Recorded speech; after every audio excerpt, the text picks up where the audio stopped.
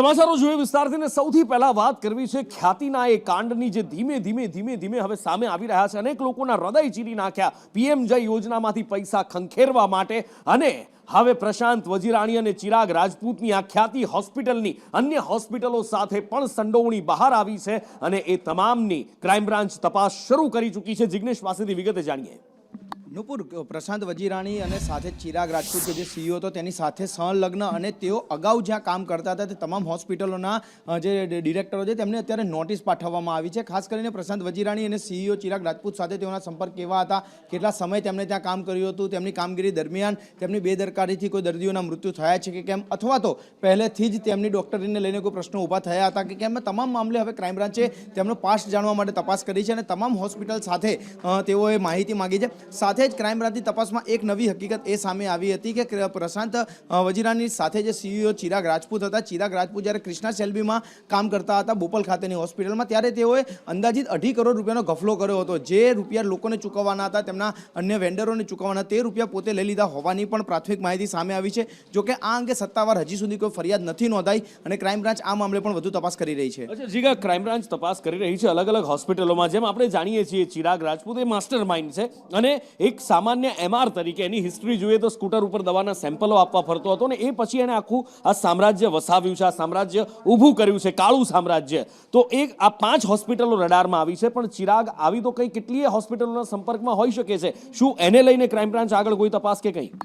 અત્યારે જો નુપુર વાત કરવામાં આવે તો ચિરાગ રાજપૂતની 2021 પછીની જે હિસ્ટ્રી છે તેની પોલીસ અત્યારે તપાસ કરી રહી છે, કારણ કે તે એમઆર લાઇનમાં ઘણા વર્ષો પહેલા આવ્યો હતો, પરંતુ તે સમયે તેનું કોઈ એવું મોટું અસ્તિત્વ નહોતું, તેનો કોઈ એવો બેક પાસ્ટ હજી સુધી કાળો ઇતિહાસ સામે નથી આવ્યો। પરંતુ અત્યારે જે તપાસ દરમિયાન સામે આવ્યો કે જ્યારથી તે આ કેસની અંદર જોડાયો, જે એટલે કે આખી ખ્યાતિ હોસ્પિટલમાં જોડાયો, તેને 1 કરોડ 25 લાખ રૂપિયા ભાગીદારી પેઢે અંદર આપ્યા અને ત્યારબાદ તેને જે આખો જે છે કહી શકાય કે જે ખ્યાતિના ખાટલે લોકોને સુડાવી અને મોતનો જે તાંડવ મચાવ્યો હતો ત્યાંની અત્યારે તપાસ કરી રહી છે। અને આ પહેલાંના તેના જે કિસ્સાઓ છે, જે હોસ્પિટલો સાથે તે એસોસિએટ હતો, જ્યાં તે સારવાર કરતો હતો, જે ડૉક્ટરો અથવા તો જેના ડિરેક્ટરો સાથે તેના સીધા સંપર્કો હતા, તે તમામ જગ્યાએ તેઓ માહિતી માગી અને આવા જે આખા કેસ સાથે જોડાયેલા અન્ય લોકો છે તેની પોલીસ પૂછપરછ અને તપાસ કરી રહી છે। ખાસ કરીને ખ્યાતિમાં જેટલા લોકોના મૃત્યુ થયા છે તે અંગે અગાઉ કોઈ ડૉક્ટરો જાણતા હતા કે કેમ, તે ખ્યાતિ હોસ્પિટલ સાથે સીધી અથવા પ્રત્યક્ષ કે પરોક્ષ રીતે કનેક્ટેડ હતા કે કેમ, અને જો તેઓ જાણતા હતા તો શા માટે આરોગ્ય વિભાગની અથવા કોઈ અન્ય એજન્સીની ધ્યાન નથી દોર્યું, તે મામલે હવે પોલીસ તપાસ કરી રહી છે। એટલે હવે જોવાનું એ છે કે આગળ કેટલી હોસ્પિટલોની સંડોવણી આવે છે, આવી કેટલી હોસ્પિટલો છે કે જે પીએમ જયમાંથી આ પૈસા ખંખેરવાનો ખેલ ખેલી રહી હતી, લોકોના હૃદય સાથે આ રીતે લોકોના હૃદય ચેરી લોકોના જીવ સાથે ખેલ ખેલી રહી હતી। કઈ હોસ્પિટલો? એ સંજીવની હોસ્પિટલ છે, એની સાથે કૃષ્ણા શેલ્બી હોસ્પિટલ, આ બધી એ હોસ્પિટલો છે કે જ્યાં આગળ ડોક્ટર પ્રશાંત વજીરાણી અને એની સાથે માસ્ટર માઇન્ડ ચિરાગ રાજપૂતની સંડોવણી હતી। ચિરાગ રાજપૂત આમાં મુખ્ય ખેલાડી હોવાનું સામે આવ્યું છે, કારણ કે આ ચિરાગ રાજપૂત અલગ અલગ હોસ્પિટલોના નેટવર્કના સંપર્કમાં હતો, એને આખું નેટવર્ક એણે વિકસાવ્યું હતું અને એ ચિરાગ રાજપૂત જ હતો કે જેણે આ માસ્ટર પ્લાન બનાવ્યો હતો કે લોકોના હૃદય ચીરી અને કેવી રીતે પૈસા ખંખેરી શકાય, કઈ રીતે સરકારી તિજોરીને નુકસાન પહોંચાડી શકાય, સરકારી તિજોરીમાં સેંધ મારી શકાય, લોકોના જીવ જતા હોય તો જાય। અને એ એની બોડી લેંગ્વેજ પરથી પણ દેખાઈ આવે છે, કારણ કે જ્યારે મીડિયા સાથેની એની વાતચીત હતી, એ મીડિયા સાથેની વાતચીતમાં પણ એ અટહાસ્ય કરતો દેખાતો હતો, મોતનો પણ મલાજો રાખ્યો નહોતો। ને આ બધા વચ્ચે ખ્યાતિ હોસ્પિટલ કાંડમાં એક મોટા સમાચાર, સંજય પટોળિયાને ગ્રામ્ય કોર્ટ દ્વારા ઝટકો આપવામાં આવ્યો છે, એના જામીન નામંજૂર કરી દેવામાં આવ્યા છે। સંજય પટોળિયા અને રાજશ્રી કોઠારી બંને આગોતરા જામીન માટે અરજી કરી હતી અને જામીન નામંજૂર કરી દેવામાં આવ્યા છે। દિવ્યા ફોન લાઈન પર જોડાયા છે। દિવ્યા, આગોતરા જામીન માટે અરજી કરવામાં આવી હતી અને જામીન કોર્ટે ફગાવી દીધા છે। નુપુર, ખ્યાતિ હોસ્પિટલને લઈને સૌથી મહત્વના સમાચાર કહી શકાય કે ગ્રામ્ય કોર્ટમાં આરોપીએ જામીન ઉપર છુટકારો મેળવવા માટે સંજય પાટોડિયા હજી ધરપકડ તેની કરવામાં નથી આવી અને ધરપકડથી બચવા માટે તેને આગોતરા જામીન અરજી ગ્રામ્ય કોર્ટમાં મૂકી હતી, પરંતુ કોર્ટે કેસની ગંભીરતા અને રાહત આપવા લાયક આ આરોપી નથી, પુરાવા સાથે ચેડા કરી શકે છે, સાથે સાક્ષીઓને પણ ફોડવાની શક્યતાઓ રહેલી છે। આ તમામ કારણોને આધારે આરોપીના જામીન આગોતરા જામીન અરજીમાં રાહત આપવાનો સ્પષ્ટ ઇનકાર કર્યો છે। એટલે કે સીધો જ અર્થ એ છે કે હવે સંજય પટોળિયા છે જે ગુજરાત હાઈકોર્ટમાં અપીલ કરી શકે છે અથવા તો કોર્ટમાં પણ સરેન્ડર કરી શકે છે તેવી પણ સંભાવનાઓ જોવા મળી રહી છે, કારણ કે ધરપકડ કરવાની વાત હતી. હજી પણ તે ભારતમાં છે, હજી પણ રાજશ્રી કોઠારીની જામીન અરજી પણ સુનાવણી છે, તેના ઉપર પણ આગામી દિવસમાં હિયરિંગ થવાનું છે. મહત્વની સમાચાર, અને કોર્ટે આવા આરોપીઓને કડકમાં કડક સજા થાય તેવું પણ અવલોકન કર્યું છે અને રાહત આપવાનો સ્પષ્ટ ઇનકાર કર્યો છે. હજી પણ આરોપીઓ બાકી છે પકડવાના, જેના કારણે આવા આરોપીઓને છૂટા મૂકીએ તો સમાજમાં પણ આનો દાખલો ખોટો બેસી શકે છે તેવું અવલોકન ગ્રામ્ય કોર્ટ દ્વારા કરવામાં આવ્યું. રેર ઓફ ધ રેર કેસમાં આ આરોપીને આગોતરા જામીન છે તે આપવાનો કોર્ટે ઇનકાર કર્યો છે. જી, એટલે કોર્ટે ખૂબ સમજી વિચારીને આ નિર્ણય કર્યો છે, કારણ કે કોર્ટ ખૂબ સારી રીતે જાણે છે કે જો આને જામીન આપ્યા તો પુરાવા સાથે ચેડા કરી શકે છે, કંઈ પણ કરી શકે છે. પણ આ જ વાત આપણી સુરક્ષા એજન્સીઓ, પછી એ પોલીસ હોય કે ક્રાઇમ બ્રાન્ચ હોય, એ ક્યારે સમજશે? કારણ કે હજી પણ એ બધા જ ફરાર છે. પછી રાજશ્રી કોઠારી હોય કે પછી સંજય પટોળિયા હોય, કાર્તિક પટેલ વિદેશમાં જલસા કરી રહ્યો છે, એક પછી એક દેશ રેડ કોર્નર નોટિસ હોવા છતાં પણ બદલી રહ્યો છે. કઈ રીતે આ થઈ રહ્યું છે? ક્યાં સંતાઈને બેઠા છે?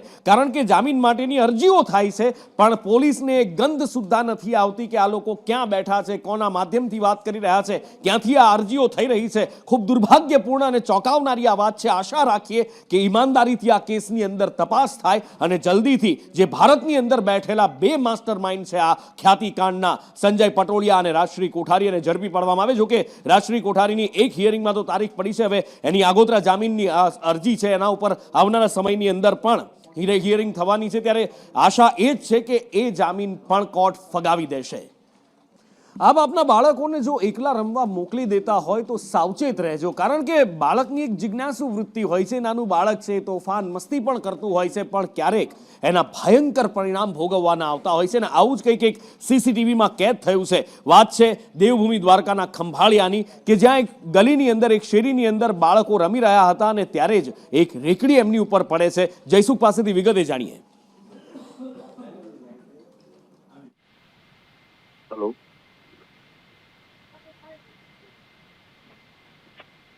હેલો જી જયસુખ. જે નકુલ વાત કરવામાં આવે તો જામ ખંભાળિયાના સલાયામાં રવિવારે બપોરના સમયે એક બાળક પર રેકડી પડતા સીસીટીવી સામે આવ્યા હતા.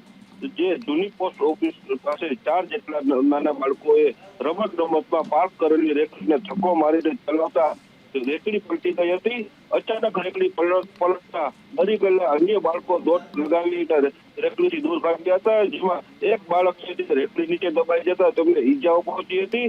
આસપાસના લોકોને ધ્યાને આવતા તુરત જ જે છે બાળકની મદદે દોડી આવ્યા હતા અને બાળકને ઈજાઓ પહોંચ્યા તેને તાત્કાલિક હોસ્પિટલ ખાતે ખસેડાયો હતો. જી કપૂર. અને હવે વાત કરવી છે BZ ગ્રુપના એ કાળા કારનામાની, કારણ કે 6000 કરોડથી વધારેનું આ કૌભાંડ છે. કંઈ કેટલાયને બરબાદ કરી નાખ્યા છે, હજારો લોકોને. એક વાત આગળ કરવી છે, વાત કરવી છે એક સેવક પરિવારની કે જેને આ ગ્રુપે બરબાદ કરી નાખ્યો છે. સંદેશ ન્યૂઝ સામે એમણે વ્યથા ઠાલવી છે, પણ એ પહેલા વાત કરવી છે એના ભૂપેન્દ્રસિંહ ઝાલાના મળતિયાઓની કે જેને બચાવવા માટે હવાતિયા મારી રહ્યા છે. ભૂપેન્દ્રસિંહ ફરાર છે, કોઈના હાથમાં શોધે જડતો નથી, પણ વોટ્સએપ ઉપર એ ગ્રુપનો એક ચેટનો વિડીયો વાયરલ થયો, એક સ્નેપશોટ વાયરલ થયો હતો કે જેમાં રોકાણકારોને દિલાસા આપવામાં આવી રહ્યા છે. અને કોણ આપી રહ્યું છે? રાજેન્દ્રસિંહ ઝાલા, જેનો ફોટો એક્સક્લુઝિવ સંદેશ ન્યૂઝ ઉપર છે, કે જે એક્ટિવ થયો છે બચાવવા માટે. જયંતિ મારી સાથે લાઈવ જોડાયા છે. જયંતિ પાસેથી જાણીએ, જયંતિ, કોણ છે આ રાજેન્દ્રસિંહ અને શું ભૂમિકા છે BZ-માં તેની? શા માટે આટલા હવાતિયા મારી રહ્યો છે એ ભૂપેન્દ્રસિંહને બચાવવા માટે?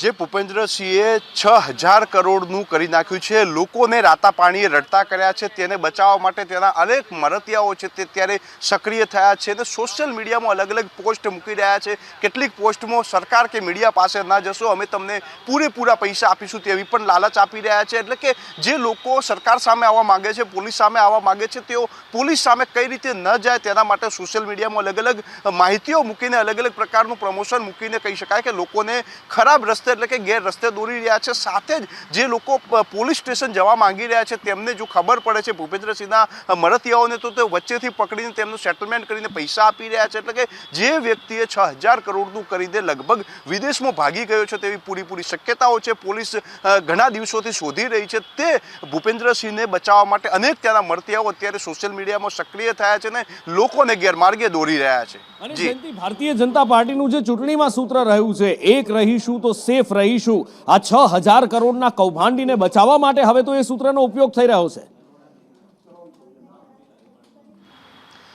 પહેલા જ દિવસથી ભાજપના અનેક નેતાઓનું નામ સામે આવ્યા છે, ભાજપના અનેક મંત્રીઓના નામ સામે આવ્યા છે. ગ્રોમોર એજ્યુકેશન ટ્રસ્ટનું જે દિવસે ઉદ્ઘાટન કરવામાં આવ્યું હતું ત્યારે પણ અનેક મંત્રીઓ જે સ્ટેજ ઉપર હતા, એટલે કે ભાજપની સાથે ભૂપેન્દ્રસિંહ ઝાલાનો ગરોબો છે તે સામે વારંવાર આવે છે. ત્યારે એ જ વસ્તુ ફરીથી સામે આવી છે કે એક રહીશું તો સેફ રહીશું, એટલે કે સૂત્ર પણ એ જ આપવામાં આવ્યું છે. એટલે ચોક્કસથી કહી શકાય કે હજુ પણ એ સાબિત કરી રહ્યા છે એના મળતિયાઓ કે ભૂપેન્દ્રસિંહ ઝાલા છે તે ભાજપના માણસ છે, તેમને કશું થવાનું નથી. આપ પોલીસ સ્ટેશન કે મીડિયા સમક્ષ ન જતા આપની વળતર મળી જશે, એ રીતે નારો લગાવીને લોકોને ગેરમાર્ગે દોરવામાં આવી રહ્યા છે. જી.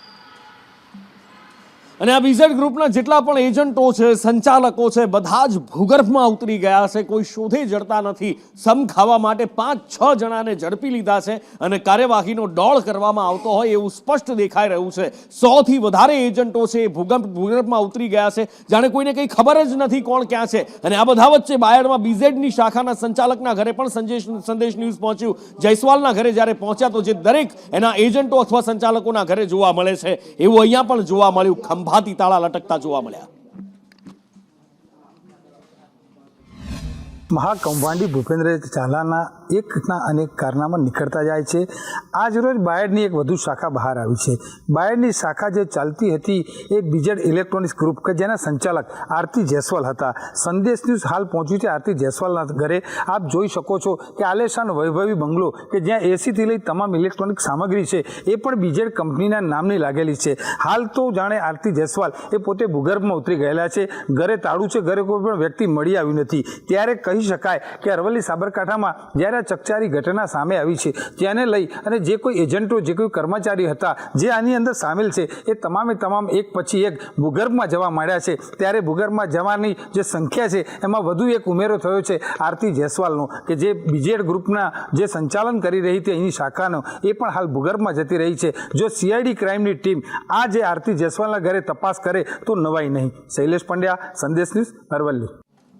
અને આ બીઝેડ ગ્રુપની જાળ છે કે જે લાંબી થતી જઈ રહી છે. એક પછી એક જિલ્લાઓમાં આ જાળનો ખુલાસો થઈ રહ્યો છે. આ બાજુ છેક સૌરાષ્ટ્ર સુધી અને આ બાજુ ખેડા જિલ્લા સુધી એનો ખુલાસો થયો છે કે જેમાં એક શિક્ષક પણ એજન્ટ બની ચૂક્યો હતો અને એ શિક્ષક દ્વારા પણ અહીંયા જાળ પાથરવામાં આવી હતી. એની સાથે સાથે 2 એજન્ટોનો અહીંયા ખુલાસો થયો છે. એક સેવક નામનો એજન્ટ છે કે જેણે પોતાના જ કઝિન્સને પણ નહોતા છોડ્યા અને 57 લાખ રૂપિયાનું એમનું કરી નાખ્યું હતું, જેમાંથી એમની પાસે માત્ર 25 લાખના જ એગ્રીમેન્ટના પેપર્સ છે. બાકીના રૂપિયા માટે તેઓ અત્યારે હવાતિયા મારી રહ્યા છે.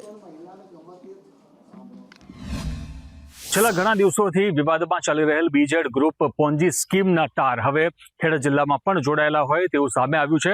ખેડા જિલ્લાનું કપડવંજ તાલુકા અને કપડવંજ તાલુકાનું ભાગજીપુરા ગામ. ભાગજીપુરા ગામના પોપટસિંહ ચૌહાણ નામના જે એક શિક્ષક છે કે જે ખેડ બ્રહ્મામાં ફરજ બજાવે છે. આ શિક્ષકની સાથે સાથે ઉત્કંઠેશ્વર મહાદેવ મંદિરમાં આવેલ એક જે દુકાન છે, દુકાનના માલિક છે કિરીટભાઈ સેવક. આ બંનેની જુગલ જોડી હતી અને આ બંનેની જુગલ જોડીએ સમગ્ર જે કપડવંજ પંથક છે, વિસ્તાર છે, ત્યાં એજન્ટ તરીકે કામ કરીને અનેક લોકોને આ પોન્જી સ્કીમમાં જોડ્યા અને તેમના નાણાં રોકાવ્યા. જે ભૂદેવ કોલ્ડ ડ્રિંક્સ કરીને જે દુકાન આવેલી છે તે કિરીટભાઈ સેવકની દુકાન છે અને આ જે દુકાન છે તે છેલ્લા 4 દિવસથી બંધ હોવાનું અહીંયાના સ્થાનિકો જણાવી રહ્યા છે. સ્થાનિકો એ પણ જણાવી રહ્યા છે કે કિરીટભાઈ સેવકના પણ ખુદ રૂપિયા આ પોન્જી સ્કીમમાં તેમણે રોક્યા છે. તેમણે પોતાની 10 વીઘા જેટલી જમીન વેચીને આ પોન્જી સ્કીમમાં તેમણે રૂપિયા રોક્યા છે. કરુણેશ પંચમેદી, સંદેશ ન્યૂઝ, ઉત્કંઠેશ્વર, ખેડા. અને હવે વાત કરવી છે શિક્ષણ જગતમાં ચાલતા લોલમ લોલની, જેની સંદેશ ન્યૂઝ એક પછી એક પોલ ખોલી રહ્યું છે. કારણ કે અમરેલી પછી સુરતમાં પણ આવી પોલ સંદેશ ન્યૂઝે ખોલી, જે જોઈને તંત્ર પણ હચમચી ગયું હતું. કારણ કે SSK અને આદર્શ સ્કૂલની અહીંયા મિલીભગત ચાલી રહી હતી. સંદેશ ન્યૂઝ દ્વારા અહીંયા લાઈવ રેડ કરવામાં આવી હતી અને જ્યારે અમારા સંવાદદાતા ત્યાં પહોંચ્યા હતા આદર્શ સ્કૂલમાં, ત્યારે એના સંચાલક મોટી વાતો કરી રહ્યા હતા. મોટી વાતોની સાથે ધમકી પણ આપી રહ્યા હતા. પણ આખરે સંદેશ ન્યૂઝના અહેવાલ બાદ શિક્ષણ વિભાગ હડકંપ આવ્યો અને ખુદ શિક્ષણ અધિકારીએ 5 સભ્યોની તપાસ સમિતિ બનાવી છે અને તપાસ શરૂ કરાવી છે.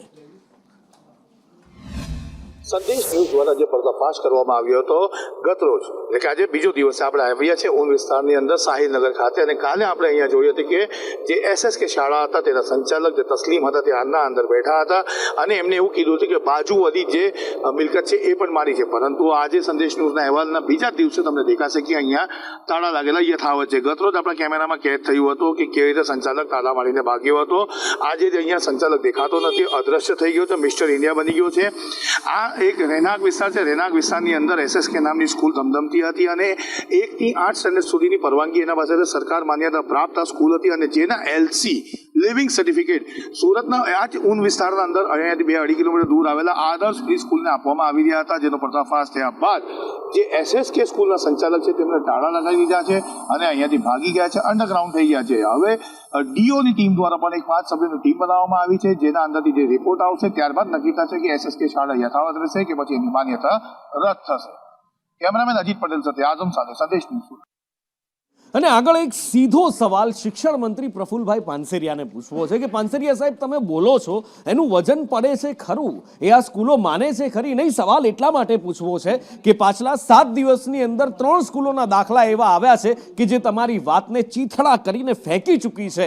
કારણ કે બાળકોના હિત માટે તમે ખૂબ સરસ નિર્ણય લીધો હતો, ખૂબ સરસ રીતે તમે કહ્યું હતું શિક્ષકોને, સ્કૂલોને, બધાને તમે કહ્યું હતું, સંચાલકોને, કે કોઈ પણ રંગનું બાળક સ્વેટર પહેરી શકશે. પણ 2 સ્કૂલો એવી સામે આવી અને હવે આજે 3જી સ્કૂલ પણ સામે આવી છે કે જે તમારી આ સૂચનાને ઘોળી અને પી ગઈ છે. અને આ આણંદની સ્કૂલ છે કે જ્યાં આગળ વિદ્યાર્થીઓને ફરજિયાત કાળું સ્વેટર અને એ પણ V-નેકનું સ્વેટર પહેરવા માટે ફરજ પાડવામાં આવી રહી છે. ખુદ શિક્ષણ મંત્રીએ કહ્યું છે કે કોઈ પણ રંગનું કોઈ પણ સ્વેટર પહેરવા માટેની પરવાનગી છે વિદ્યાર્થીઓને. કોઈ પણ સ્કૂલ કે સંચાલક દબાણ ન કરી શકે.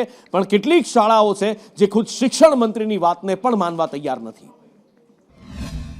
सर, मुझे नहीं लगता कि मुझे इसके बारे में मीडिया में कोई बात करने की जरूरत है. ब्लैक टी शर्ट पहना जाता है यहाँ पे, मुझे नहीं पता. आपका परिपत्र है? I don't want to talk about. जो भी है स्कूल का है. आज जल्दी में આવતો એટલે એટલે કયા કલરનું સ્વેટર પહેરવાનું કહે છે? વી નેક વાળું બ્લેક કલર. અને બ્લેક કલરનું ના પહેરો તો અલાઉડ નથી. બીજું અલાઉડ નથી? કોણ નથી ના પાડે છે? આમ સ્ટ્રિક્ટલી ઓર્ડર છે પ્રિंसिपल मैम का तरफ से. यहाँ पे कौन सा स्वेटर पहना जाता है? ब्लैक. और ब्लैक के अलावा पहनो तो अभी तो नॉट अलाउड है. नॉट अलाउड है. किसने बोला है? स्कूल ने कौन से कलर का पहनना है? ब्लैक. तभी मतलब सब पहनते हैं. ब्लैक कलर का पहना जाता है वी नेक का. हाँ, और ब्लैक कलर का नहीं पहनते तो मतलब निकाले जाते हैं. આ પ્રકારનો પરિપત્ર હજી કચેરીના જાણ પર આવ્યો નથી, પણ જો આવો પરિપત્ર કરવામાં આવ્યો હશે તો કચેરી શાળા સામે કચેરી દ્વારા પગલાં લેવામાં આવશે.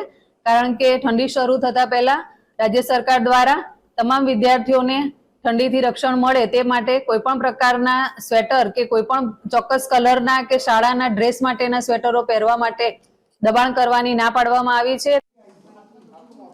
અને આગળ વાત કરવી છે પ્રી સ્કૂલના સંચાલકોના વિરોધની. કારણ કે આજે રાજ્યભરની પ્રી સ્કૂલો બંધ રહી છે અને એનું કારણ છે રાજ્ય સરકાર દ્વારા જે નિર્દેશ આપવામાં આવ્યા છે, જે નવી નિયમાવલી આપવામાં આવી છે, બનાવવામાં આવી છે. પ્રી સ્કૂલ સંચાલકોનું કહેવું છે કે આ નિયમાવલીનું પાલન શક્ય જ નથી અને એમાં સૌથી મોટો વિરોધ એમને 15 વર્ષ માટે જે કરાર કરવાનો છે, ભાડા કરાર કરવાનો છે એની સામે છે ને એની સાથે સાથે બીજી પણ અનેક એમની એવી રજૂઆતો છે કે જે પૂરી થઈ શકે એવું ગ્રાઉન્ડ ઉપર, ગ્રાઉન્ડ રિયાલિટીમાં શક્ય નથી દેખાઈ રહ્યું. અને માટે કોઈ પણ શહેર હોય, પછી અમદાવાદ હોય, રાજકોટ, વડોદરા હોય કે સુરત હોય, દરેક જગ્યાએ પ્રી સ્કૂલના સંચાલકોએ આજે બધી જ સ્કૂલો બંધ રાખી છે અને વિરોધ નોંધાવ્યો છે. જે નવી રજિસ્ટ્રેશન પોલિસી આવી છે, વારંવાર રિક્વેસ્ટ કરી છે પણ એમના તરફથી કોઈ જવાબ આવ્યો નથી. તો આજે અમે સમગ્ર ગુજરાતની પ્રી સ્કૂલો બંધ રાખવાનો એલાન કર્યો હતો, જે બંધ રહી છે. અને આજે એના અગેન્સ્ટ માટે એમને રિક્વેસ્ટ કરવા માટે અહીંયા અમે ભેગા થયા છીએ. જે અમને 15 વર્ષનો રજિસ્ટર્ડ લીઝ એગ્રીમેન્ટ કરવાનો કીધો છે. અમારી પ્રી સ્કૂલો નાની પ્રી સ્કૂલો હોય છે, ઘરની નજીક હોય છે, જે બંગલામાં યા નાની ઓફિસોમાં રેન્ટ પર ચાલતી હોય છે. બરોબર, ત્યાં કોઈ બી મકાન માલિક 15 વર્ષનો રજિસ્ટર્ડ લીઝ એગ્રીમેન્ટ આપવા માટે રેડી રહેશે નહીં. તો અમે 11 મહિનાનો સિમ્પલ ભાડા કરાર માગી રહ્યા છીએ. તે માટે અમે ગુજરાત સરકારને અહીંયાથી નીકળ્યા પછી સીધા ભૂપેન્દ્ર સાહેબ, ડિંડોર સાહેબ એન્ડ પાનસેરિયા સાહેબને સીધા નિવેદન પત્ર આપવા પણ સીધા જવાના છીએ.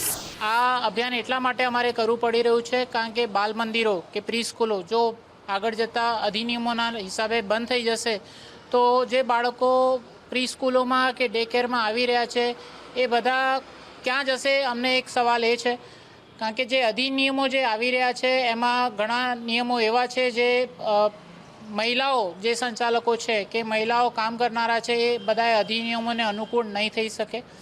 ઘણી બધી બાલ મંદિરોની જે પ્રોપર્ટીઝ છે એ રેન્ટ ઉપર છે ને નિયમોમાં 2-3 નિયમો એવા છે જેમ બિલ્ડિંગ યુટિલાઇઝેશન જે ચેન્જીસ કરવા જેના એક્સપેન્સીસ બહુ ઘણા છે.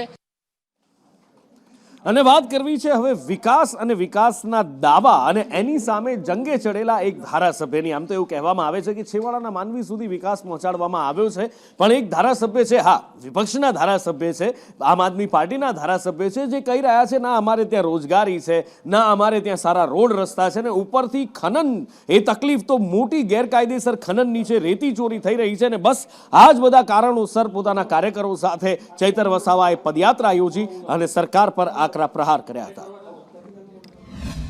તો જ આવા બેફામ બનેલા રેતી માફિયા હોય, સિલિકા માફિયા હોય કે કોરી માફિયા સામે કોઈ પણ જાતની કાર્યવાહી નહીં થતી.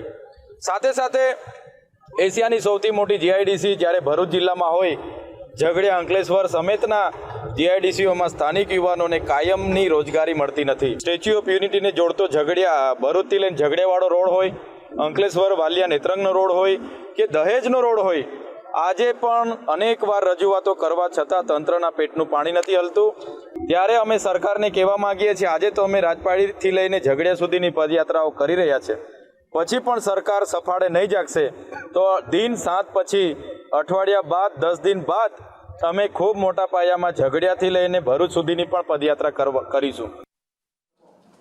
આણંદ અમૂલમાંથી એક સાથે 105 કર્મચારીઓને અચાનક છૂટા કરી દેવામાં આવ્યા છે, ને આ કર્મચારીઓ કહી રહ્યા છે કે અમારો શું વાંક છે પૂછી રહ્યા છે, ને એની સાથે વિનંતી કરી રહ્યા છે કે અમને પાછા અમારી નોકરી પર લેવામાં આવે, ને એના માટે જિલ્લા ભાજપ પ્રમુખ પાસે પણ પહોંચ્યા હતા. ત્યાં પણ તેમણે રજૂઆત કરી અને થોડા જ સમયમાં કલેક્ટરને પણ મળી તેવું આવેદનપત્ર આપશે.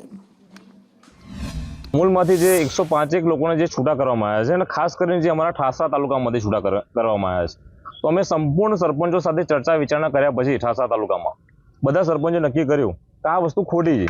કોઈના ઘરના ચૂલા ક્યારે આવી રીતના બંધ ના કરવા જોઈએ. કોઈ વ્યક્તિ કોઈને નોકરી આપી શકતો તો નહીં, પણ છૂટી કરવો તો કદાચ ના જ જોઈએ. તો એટલા માટે તમામ સરપંચોએ નક્કી કર્યું છે તો અમે એમને ફૂલ સપોર્ટ કરીશું અને દિન 8 સુધી અમે રાહ જોઈશું. પછી અમે ગાંધી ચિંતા માર્ગે પણ ચાલવાની અમારી ફરજ પડશે. ખ્યાતિકાંડમાં સંજય પટોળિયાના જામીન ગ્રામ્ય કોર્ટે નામંજૂર કર્યા છે અને તેમનું કહેવું છે ગ્રામ્ય કોર્ટનું કે એ ચેડા કરી શકે છે સાક્ષીઓ સાથે, ગંભીર મામલો છે, ખોટો દાખલો બેસે. ને આ બધા વચ્ચે એક મોટા સમાચાર, મુખ્ય આરોપી કાર્તિક પટેલે આગોતરા જામીન માટે અરજી કરી છે. કાર્તિક પટેલ વિદેશમાં ફરાર છે, પણ પોતાના જમાઈ મારફતે તેણે આ અરજી કરાવી છે. દિવ્યા ફોનલાઈન પર જોડાયા છે, વધુ વિગતો મેળવીએ. દિવ્યા. નુપુર, ગુજરાત ગ્રામ્ય કોર્ટમાં હવે જામીન મેળવવા માટે ખ્યાતિ હોસ્પિટલના હૃદય ચીરનારા એક બાદ એક તબીબો કોર્ટમાં શરણ લઈ રહ્યા છે. સંજય પટોળિયાના એક તરફ જામીન ફગાવવામાં આવે છે, બીજી તરફ કેસના મુખ્ય આરોપી કાર્તિક પટેલ દ્વારા આગોતરા જામીન અરજી કરવામાં આવે છે, કારણ કે હવે તેમને ખબર પડી ગઈ છે કે એક બાદ એક તેમની ધરપકડ છે તે નક્કી છે, ક્યાંય એ ભાગી નહીં શકે, જેના માટે તેમને ગ્રામ્ય કોર્ટનું શરણ લીધું છે. તેમના જમાઈ પ્રિયાંક કૌશિક પટેલ દ્વારા ગ્રામ્ય કોર્ટમાં આગોતરા જામીન અરજી મૂકવામાં આવ્યા છે. આગોતરા જામીન અરજી ફાઇલ કરવામાં આવી. કદાચ આવતીકાલે કાર્તિક પટેલની જામીન અરજી ઉપર સુનાવણી થઈ શકે તેવી સંભાવનાઓ જોવા મળી રહી છે. મહત્વનું છે કે તે પોતે નિર્દોષ છે. આ કેસમાં તેને કોઈ પણ પ્રકારની આ ખ્યાતિકાંડમાં ક્યાં ક્યાં બિલ પાસ થયા તેની કોઈ પણ બાબતની ખબર ન હતી તેવા પ્રકારની પણ અરજીમાં ઉલ્લેખ કરવામાં આવ્યો છે. તેને ખોટી રીતે અન્ય આરોપીઓ દ્વારા ફસાવવામાં આવી રહ્યા હોવાની પણ રજૂઆત છે, જે આગોતરા જામીન અરજીમાં કરવામાં આવી છે. કેસની તપાસમાં સહકાર આપશે તેવી પણ રજૂઆત આગોતરા જામીન અરજીમાં કરવામાં આવી છે. એટલે કે આ તમામ બાહેધરી સાથે આગોતરા જામીન અરજી કુખ્યાત ખ્યાતિ હોસ્પિટલના મુખ્ય આરોપી કાર્તિક પટેલ દ્વારા આગોતરા જામીન અરજી લઈને કોર્ટનું શરણ લેવામાં આવ્યું છે. જી. અને આગળ વાત કરવી છે પાટીદાર સમાજના બે અગ્રણીઓ વચ્ચે થયેલી વાતચીતની, કારણ કે ગણેશ ગોંડલ એટલે કે ગણેશ જાડેજાને ખોડલધામના એક સમારોહની અંદર, એક પ્રસંગની અંદર આમંત્રણ આપવામાં આવ્યું અને ત્યારબાદ રાજુ સખિયા સાથેનો એક ઓડિયો વાયરલ થઈ રહ્યો છે, જેમાં તે કહી રહ્યા છે કેટલીક વૈમનસ્ય ફેલાવાય એવી વાત પણ તેઓ કરી રહ્યા છે. પણ એક દુઃખ થયું ભાઈ, ખોડલધામના નામ ઉપર તમે કાર્યક્રમ કરો અને ગણેશ આવે તો આપણે રાજુભાઈ નથી કહેતા. અમે કહેતા નથી તો આયોજન તમારું હોય તો નો જ આવવો જોઈએ ને. ખોડલધામ જયારે નિર્માણ થતું હતું ને 2011 તમે ને હું બે થેલી લઈને રખડતા હતા, 100%. બરાબર છે. તેદી આજ ભાજપ વાળા એમ કહેતા હતા કે નરેશ પટેલ કોંગ્રેસ પ્રેરિત છે અને આ ખોડલધામ કોંગ્રેસ વાળા બનાવે છે, આવું કહેતા હતા. આજ ભાજપ વાળા અટાણે એને કબજો લઈ લીધો તમારો હોત ભેગો, અને ભેગો નરેશ પટેલ નો લેવાઈ ગયો છે. ખરેખર યાર જોવો તો ખરા યાર, આવી રીતે નામનો ઉપયોગ કરવાનો છે, આ રીતે સમાજને દોરી જવાનો છે યાર. આયોજન તમે કરો ને કોક તમને આમંત્રણ દઈ દે, અને એવા ગણેશ જેવા દૂષણને જેના બાપે તન મર્ડર લેવા પટેલ સમાજના કર્યા હોય એવાને આ વસ્તુ વ્યાજબી થાય. હવે તમને છેલ્લી વાર ને પહેલી વાર કહું છું, ખોડલધામના નામ ઉપર કઈ કામ થશે એટલે અમે અમારી ટીમ સાથે આવી જશું. ન્યા કોઈ બીન પટેલ આવ્યો હોય છે એટલે માથાકૂટ થાય, અને એ બધી રીતની માથાકૂટ થાય. અને ધમકી સમજવી હોય તો ધમકી સમજજો, વિનંતી સમજવી હોય તો વિનંતી સમજજો. અને આગળ વાત કરવી છે લોકસભામાં આણંદના સાંસદ મિતેશભાઈ દ્વારા ઉઠાવવામાં આવેલા એ મુદ્દાની, જે મુદ્દો ઘણા સમયથી ચર્ચાની અંદર પણ છે અને એ મુદ્દાના કારણે ઘણી બધી સમસ્યાઓ પણ પેદા થઈ રહી છે, અને એ જ બાબતે સરકારનું ધ્યાન દોરવાનો સાંસદ દ્વારા પ્રયત્ન કરવામાં આવ્યો હતો. અને એ મુદ્દો એટલે દેશમાં ગેરકાયદેસર ઘૂસણખોરો અને તેના કારણે વધી રહેલા અપરાધનો મુદ્દો. सर ये बताइए कि ये मुद्दा आपने क्यों उठाया और आप चाहते क्या है? નમસ્કાર. 377 હેઠળ મેં આ પ્રશ્ન ઉઠાવ્યો છે. એનું કારણ પણ છે કે જ્યારે દેશ એક વિકસિત ભારત બનવા જઈ રહ્યો છે અને ઘણા બધા રાજ્યમાં જ્યારે અમે પ્રવાસ કરતા હોઈએ છીએ, ત્યાંના લોકલ નાગરિકોને મળીએ છીએ, ગુજરાતમાં પણ મળીએ છીએ, ત્યારે અવૈધ ઘૂસપેઠીઓનો માટેના પ્રશ્ન દરેક નાગરિકના મનમાં હોય છે કે ભાઈ દેશમાં કેટલા ઘૂસપેઠીઓ છે, એમની સંખ્યા કેટલી છે, એની ગણના થવી જોઈએ, અને પછી એ ઘૂસપેઠીઓ સાબિત થાય તો એમને એમના દેશમાં પાછા મોકલવા જોઈએ. અને આ પ્રશ્ન પૂરા ભારત દેશના નાગરિકોનો છે અને સુરક્ષા માટેનો છે. ઘણા બધા સ્ટેટમાં મેં જોયું છે કે ઘણા જે ગુનાઓ થાય છે એ ગુનાઓમાં પણ ઘૂસપેઠીઓના નામ ખુલ્યા છે.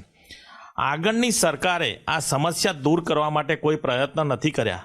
આ સરકારમાં મેં પ્રશ્ન પૂછ્યો છે અને આ સરકાર પર પૂરો વિશ્વાસ છે કે આ ઘૂસપેઠીઓ માટેનો જે પ્રશ્ન પૂછ્યો છે એનું નિરાકરણ આવશે.